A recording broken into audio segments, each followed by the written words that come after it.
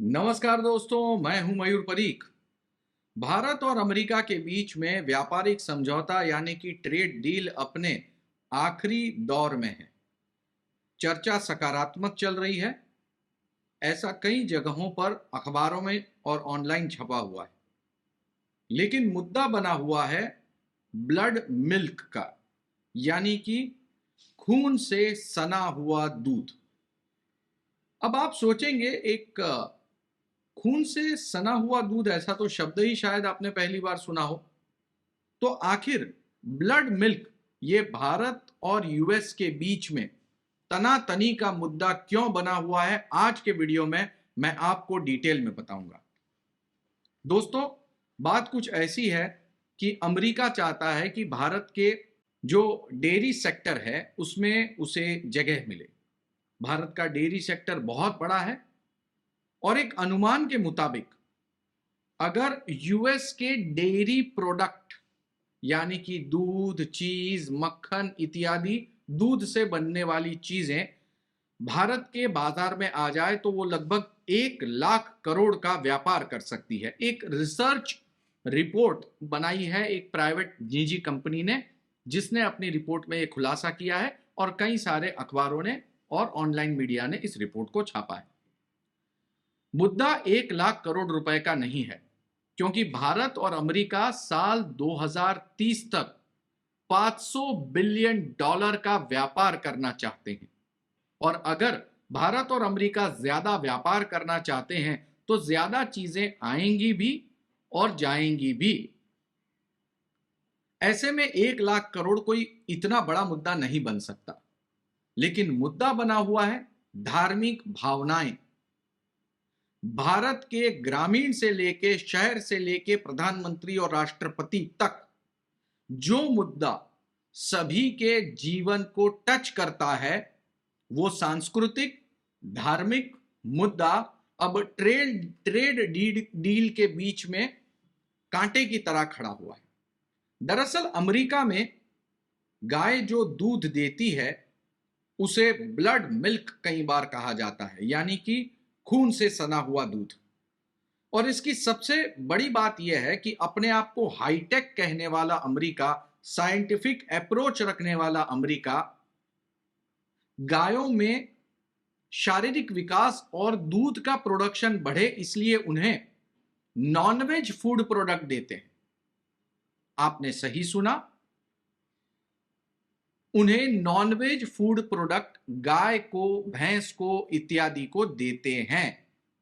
यानी कि उन्हें जो चारा दिया जाता है उसमें कुत्ता, सूअर, मछली और दूसरे जानवरों के शरीर के अवशेषों में से बनाए हुए उत्पाद जो हैं वो गाय को खिलाए जाते हैं।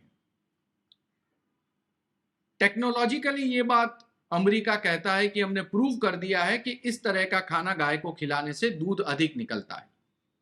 लेकिन भारत के परिप्रेक्ष्य में दूध का उपयोग सिर्फ पीने के अलावा धार्मिक कार्यों में भी होता है। पूरे के पूरे श्रावण महीने में शंकर भगवान को दूध चढ़ाया जाता है। भगवान की तमाम मूर्तियों को जो अभिषेक किया जाता है वो दूध से अभिषेक होता है। अगर भगवान को कोई भोग लगाना हो तो दूध पहले चढ़ता है। और ऐसे में जो भारत की गायें हैं वो घास खाती हैं। चारे में वो खड़ यानी कि अन्य अनाजों में से निकलने वाले छिलके और वो खाद्य पदार्थ जो इंसान यूज नहीं करता है उसे गायों को खिलाया जाता है। और यहां से जो दूध निकलता है उसे साफ दूध, स्वच्छ दूध माना जाता है, स्वास्थ्य वर्धक दूध माना जाता है। ये भारत की सोच है।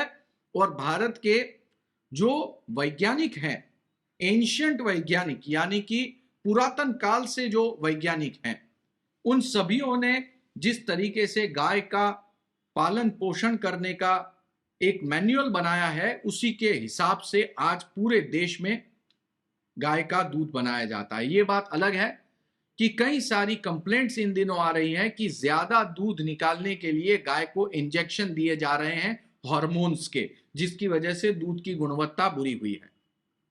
लेकिन ये कंप्लेंट्स होती है, इस पर कार्यवाही भी होती है। मुद्दा ये नहीं है कि हार्मोन्स का इंजेक्शन दिया जाता है, मुद्दा ये है कि क्या गाय को नॉनवेज फूड खिलाया जाता है।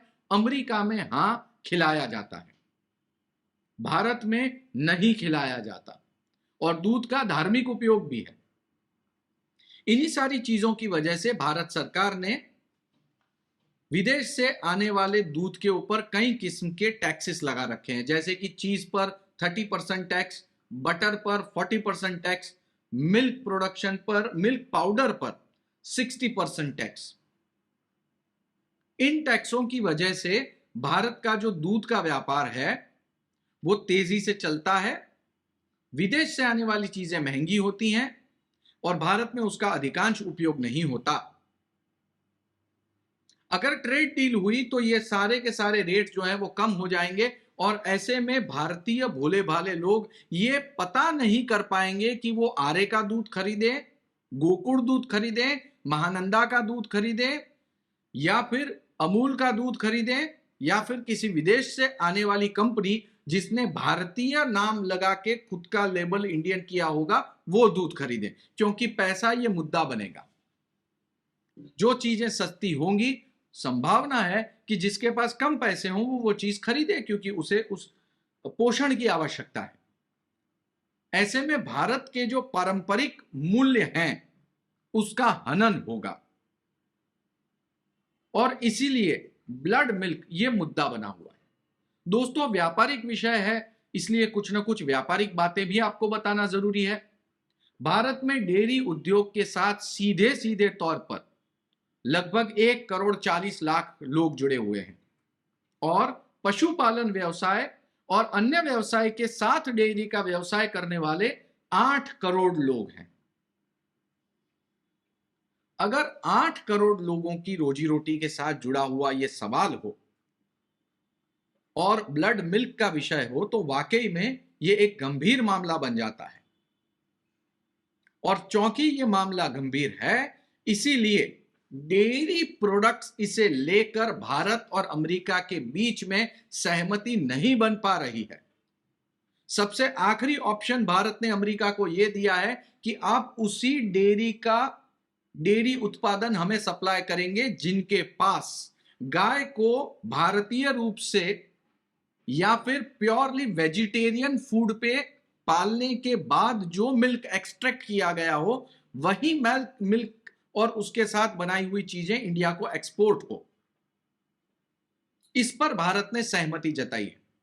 दोस्तों, मैं आपको बता दूं, भारत का दुग्ध व्यवसाय जो हमारे इंडिया का टोटल प्रोडक्शन है, उस प्रोडक्शन का 3 से 4% हिस्सा बनता है।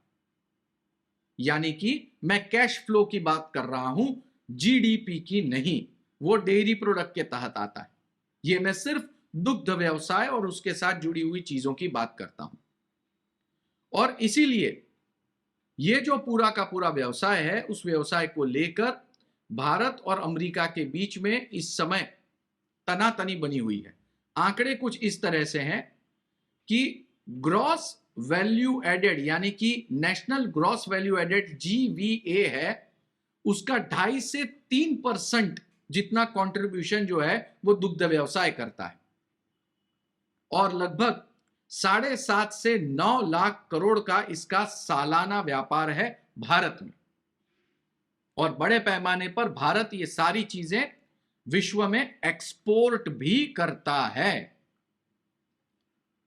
तो इंडिया के ये एक्सपोर्ट के बिजनेस पर, इंडिया की धार्मिक चीजों को लेकर ब्लड मिल्क ये मुद्दा बना हुआ है। अब देखना यह है कि भारत कितने मजबूत तरीके से इसे काउंटर करता है, और क्या भारत में ये ब्लड मिल्क आ पाता है या नहीं। हमारी YouTube चैनल पर हम इस बारे में आपको अपडेट देते रहेंगे। YouTube चैनल को सब्सक्राइब करना ना भूलें। आप इस पूरे ब्लड मिल्क विषय में क्या मानते हैं, कमेंट बॉक्स में जरूर लिखें। वीडियो पसंद आया हो तो लोगों को शेयर करें ताकि इस मामले में जागरूकता फैले। वीडियो को अंत तक देखने के लिए बहुत बहुत धन्यवाद।